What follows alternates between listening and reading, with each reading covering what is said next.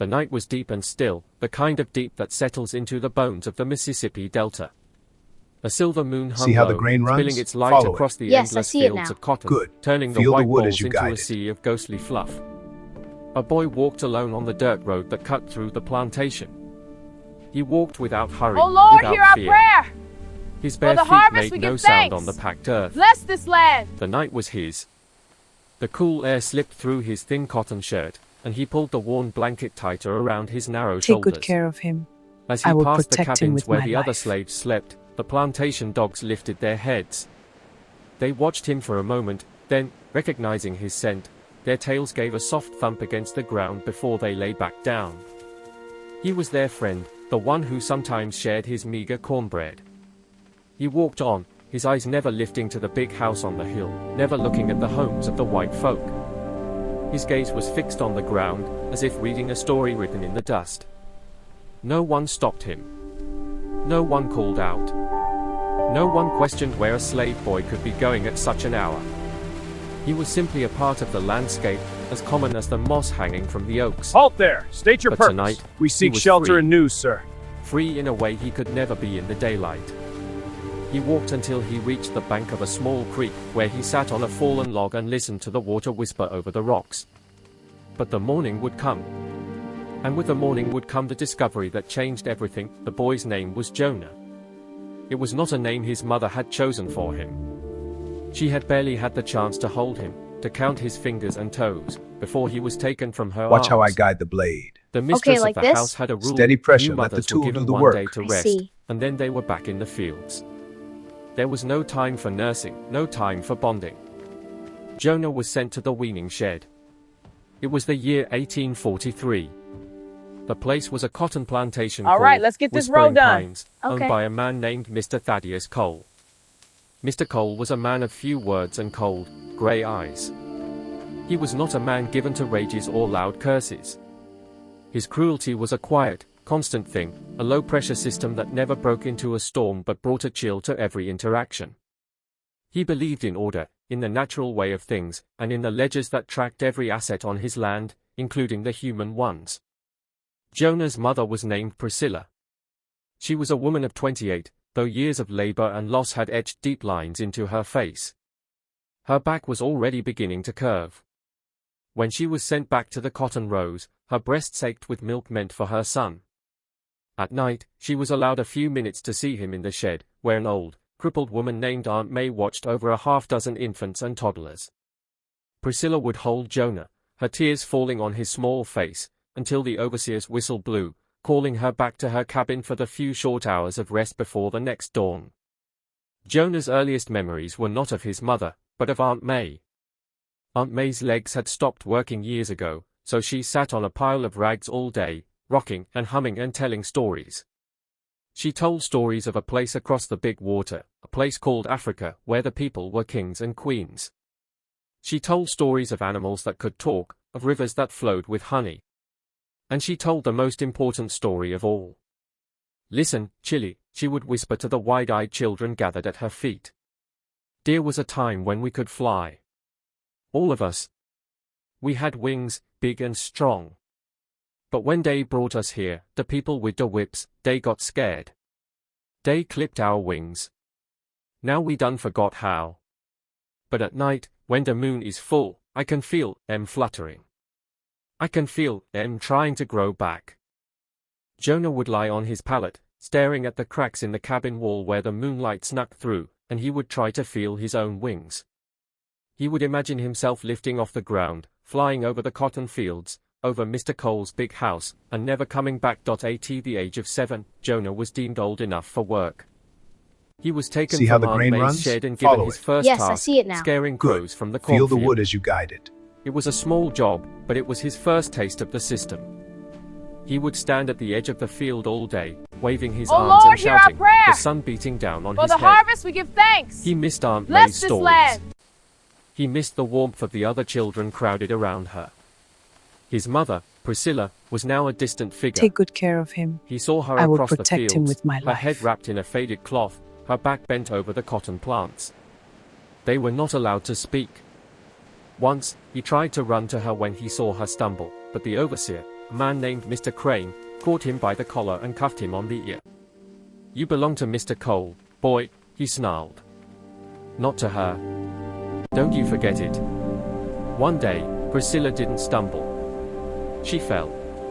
The Mississippi heat had done its work. She collapsed between two rows of cotton, a handful of white balls still clutched in her hand. Mr. Crane walked over, looked down at her, and nudged her with his boot. "Get Halt up," there! he State your said purpose. flatly. We seek shelter and news, Priscilla sir. didn't move. He nudged her again, harder. "I said get up, damn you." But she was beyond hearing. They carried her to her cabin, and 3 days later, she died. Jonah was not allowed to see her. He was told by another girl, a girl named Sally, who was 2 years older than him. "Yo, mama gone, Jonah," she said, her eyes red-rimmed. Jonah looked at Watch her. how I guide the blade. He looked at Okay, the like ground. this? Steady pressure. He Let did the not tool do the cry. work. I see. He did not make a sound. He simply turned and walked back to the cornfield. That was the day his silence grew deeper, a thick, impenetrable thing. The day he learned that love was a wound that could be cut out and thrown All right, away. let's get this As row done. Jonah grew, Okay. his silence became his defining trait.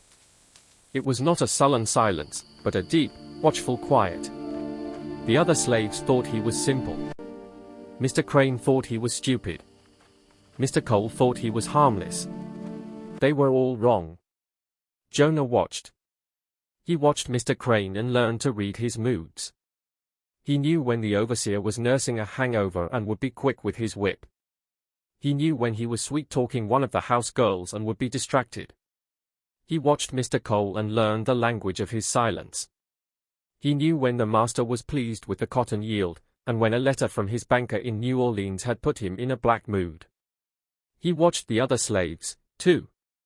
He saw the ones who broke under the lash, their spirits crumbling into dust. He saw the ones who fought back, and who were sold away or beaten to death. He saw the ones who smiled in the master's face and cursed him in the quarters.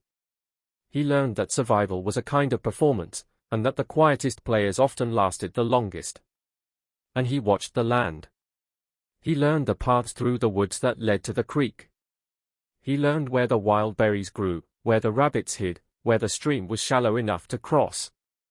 He memorized the layout of the plantation, the roads that led away from it, the direction of the North Star. At night, while others slept, his eyes were open, and his mind was mapping a world he was not yet ready to enter. When Jonah was 12, a new world opened for him.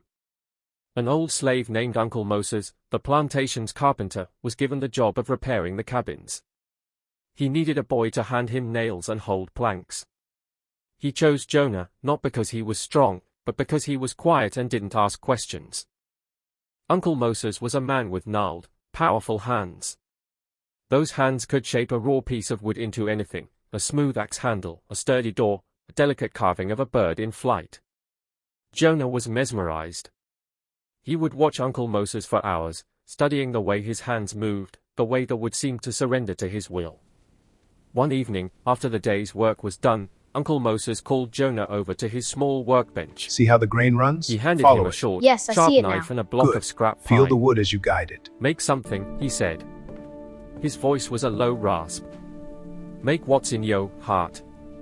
Jonah Lord, held the hear our knife prayer. awkwardly. For the He had harvest never we held give a tool thanks. before, not for Bless making, this land. only for using. He looked at the block of wood. He closed his eyes and thought of Aunt May's stories. Take good He care of thought him. of flying. I will protect him He with my began life. to carve. It took him weeks. He worked in secret, by the dim light of a fire in Uncle Moses's cabin. He cut himself many times, the small wounds a silent price for his creation. Finally, one night, he held it in his hand. It was a bird. A small, crude, imperfect bird, with its wings outstretched as if in mid-flight. He showed it to Uncle Moses. The old man looked at it for a long time. His eyes, clouded with age, seemed to clear for a moment. He handed it back and said, "You got the gift, boy. You got the gift of market. Don't Halt you there! never lose State it." your purpose. We seek Jonah shelter kept and the news, bird sir. in his pocket. It was his secret, his treasure. When he was hungry, when he was lonely, when the memory of his mother clawed at his heart, he would take it out and hold it. In that small piece of wood, he held his hope. By the time Jonah was 15, his nocturnal wanderings had become a habit. The first few times, he only crept a few feet from his cabin, testing the boundaries of his invisible cage.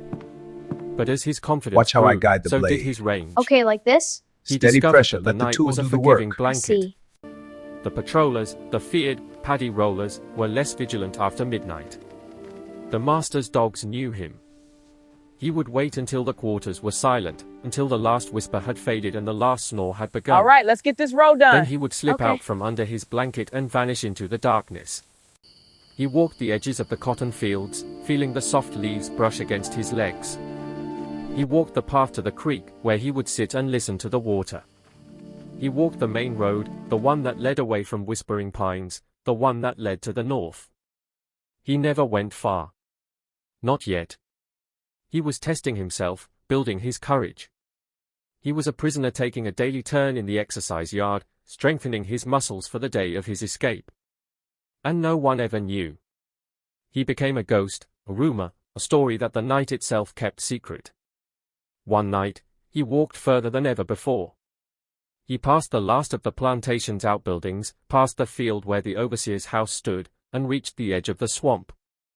He stood there, breathing in the dank, fecund air, listening to the chorus of frogs and insects. He took the wooden bird from his pocket and held it up to the moonlight. Soon, he whispered to it. Soon. The wanderings continued for months. Jonah's secret life was his only solace, his only taste of freedom. He became bolder, staying out later, walking further. He was careful, always listening, always watching. He never made a sound. But the night has its own language, and someone had learned to read it. It was Mr. Crane. The overseer had a habit of walking the grounds at odd hours, checking on a sick mule or just nursing his insomnia. One night, he saw a shadow detach itself from the slave cabins and move towards the fields. He squinted, but the figure was too far away to identify. He saw it again the next night, and the next. He said nothing. He waited. On the fourth night, he followed. Jonah was at the creek, sitting on his usual log, when he felt a prickle on the back of his neck. He turned slowly. Mr. Crane was standing 10 feet away, his face a mask of grim satisfaction in the moonlight. Well, Mr. Crane said softly. What we got here? A little night owl. Jonah's heart hammered against his ribs, See but how the his grain face runs? remained still. Follow it. Yes, I see it He now. said nothing. Good. Feel the wood as you Mr. Crane guide it. stepped forward and grabbed him by the arm, his fingers digging into the boy's thin bicep. Mr. Cole's gonna want to hear about this, Oh he Lord, said. hear our prayer. He dragged Jonah For the back harvest to the we give plantation, thanks. not to the cabins, Bless this but land. to the tool shed, where he locked him in for the night. Jonah sat on the cold dirt floor, listening to the rats scurry in the corners. Take good care of him. He was not afraid. I will protect him with my He life. was angry. Angry at himself for being caught, angry at the universe for this small, cruel twist of fate. He took out his wooden bird and held it tight. The next morning, Jonah was brought before Mr. Cole. The master stood on the porch of the big house, his hands clasped behind his back. All the slaves were gathered in the yard, forced to watch. It was a lesson. Mr. Crane stood beside Jonah, holding a coiled whip. Mr. Cole looked at Jonah with his cold, grey eyes. Where did you go at night? He asked. Jonah was silent. Why did you go? Silence. Halt Mr. there. Cole State your waited a full purpose. minute, We the seek silence shelter and more news, sir. terrifying than any shout. Then he nodded at Mr. Crane. The whip came down. It was a sound like a gunshot, followed by a line of fire across Jonah's back. He clenched his teeth. He did not cry out. The whip fell again, and again, and again. His back became a raw, bleeding canvas. Still, he made no sound. The other slaves watched, Watch some how I with guide tears the blade. streaming down their Okay, faces, like this? some with Steady faces of pressure. stone. Let the tool do the work. I see. Finally, Mr. Cole held up his hand. Mr. Crane stopped, breathing heavily. Mr. Cole walked down the steps and stood in front of Jonah. He looked at the boy's face, searching for a sign of breaking. All He right, saw let's get none. this road done. His Okay. gaze drifted down to Jonah's pocket, where a corner of the wooden bird was visible. He reached down and pulled it out. He turned it over in his hands, studying the crude but earnest carving. "Who made this?" he asked. Jonah's voice, when it came, was a dry rasp. "I did." Mr. Cole looked at the bird, then at the boy. Something flickered in his cold eyes, surprise, perhaps, or a grudging respect. He looked at the bird again. It was a piece of art, born from a piece of scrap wood and a slave's hidden soul. He handed the bird back to Jonah. "Get him to the cabins," he said to Mr. Crane. "Clean him up. Then put him to work with Uncle Moses. Full time." He turned and walked back into his house without another word. Jonah, bleeding and in agony, had just been given a promotion. His punishment was over, but his secret was out. He was no longer invisible. He was watched. Working with Uncle Moses full-time was a salvation. Jonah spent his days in the relative peace of the carpentry shop, learning the trade in earnest. His hands, once just for picking cotton, now learned to shape wood with precision. He made chairs, tables, and tools. And at night, in secret, he continued to carve his birds. They became more detailed, more lifelike. He gave them to other slaves as small gifts, tiny symbols of hope in a world of despair. It was during this time that he encountered Mr. Cole's son, William. William was a young man of 19, recently returned from a school in the north. He was different from his father. He had an openness in his face, a curiosity that his father lacked. He often wandered the plantation, not to inspect, but to observe. One afternoon, he wandered into the carpentry shop. He watched Jonah work for a while, fascinated by the boy's concentration. Then he noticed a row of carved birds on a shelf. He picked one up, a tiny sparrow, and examined it closely. "These are wonderful," he said, genuinely impressed. "Did you make these?" Jonah See nodded. how the grain runs? Follow William looked Yes, at I him. see it now. it. Good. "Could you teach Feel the me wood as you guide it. to carve?" Jonah was taken aback. A white man, the master's son, asking him for a lesson. Oh Lord, hear our He prayer. hesitated, then nodded For the again. harvest we give thanks. For a few weeks, Bless a this strange, land. quiet friendship blossomed. William would come to the shop, and Jonah would show him how to hold the knife, how to follow the Take grain good of the care wood. of him. I will William was protect him clumsy, with my but life. he was eager. He asked Jonah questions about his life, about the stories he had heard.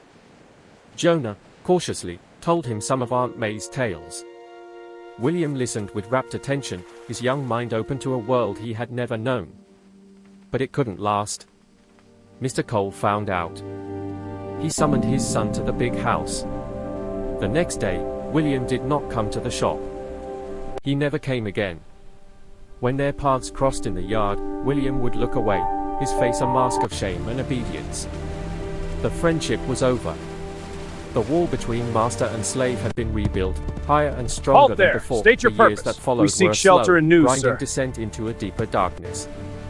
The 1850s were a turbulent time for the nation, but on Whispering Pines, the rhythm of cruelty remained constant.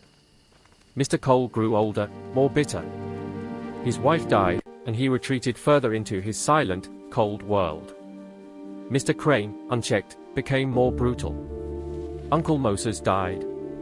He simply went to sleep one night and didn't wake up. Watch how I guide Jonah the buried blade. him himself, Okay, like this? digging the grave in Steady the slave pressure, let the cemetery tool do behind the the work. church. I see. He stood at the edge of the hole, holding one of his best carvings, an eagle, with its wings spread wide. He threw it onto the coffin. "Fly free, Uncle Moses," he whispered. With Uncle Moses All gone, right, let's get Jonah this road became done. the plantation Okay. sole carpenter. He was valuable, but that value was a fragile shield. He was still a slave, still subject to the whims of Mr. Cole and the cruelty of Mr. Crane. He was now a young man of 20, tall and lean, with deep, watchful eyes. His silence was more profound than ever.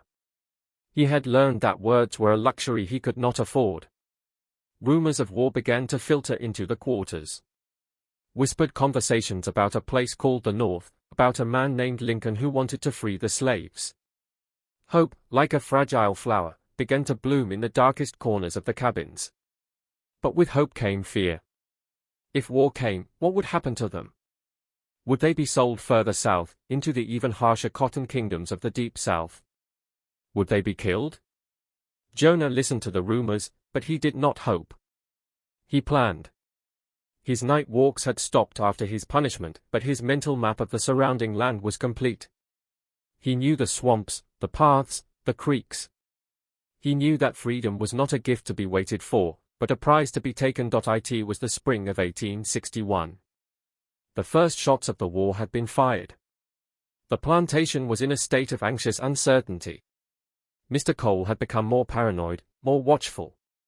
One evening, he gathered all the slaves in the yard and gave a speech. He told them that the Yankees were coming to steal them, to sell them to Cuba, to kill them all. He told them that their only safety was with him. Jonah did not believe him. He saw the fear in the slaves' eyes, and he saw the lie in Mr. Cole's. That night, he made his decision. He would not wait for the Yankees. He would go to them. He found two others who were willing to take the risk: Sally, the girl who had told him about his mother's death, now a woman with a husband named Joshua, and a young boy named Tom, whose mother had been sold away just weeks before. They were a small, desperate group, bound together by a shared dream of freedom. Jonah spent the next few weeks preparing.